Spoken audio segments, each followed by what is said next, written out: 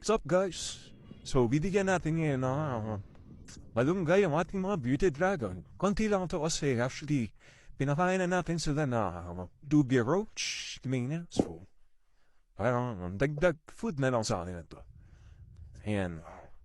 Ayan. But ito, actually meron tayo ng feed treatment dito kasi may guest siya sa uso o yan. Separate muna siya.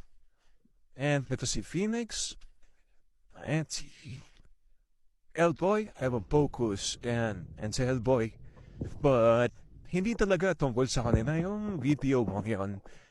Dahil, wait lang. May papakita ko sa inyo guys. So, ano talaga yun guys? Ayan. Ito talaga yung papakita sa inyo. Ito lang yung pag-uusapan natin. And, yung mga tarantulas natin.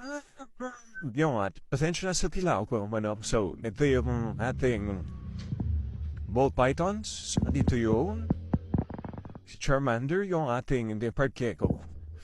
And here is our other tarantulas. And dito yung baby Emperor Smith din natin. And yung Quantus Courage ni Kulata, yung ating Great Eater na yung malaking tarantula. Yeah. Yung ating OBP. Yan, andito yung mga ibang slinks na need na i-rehaw. So, meron na tayong exotic room. And, ito si Mango na mayroong napakalaking poop.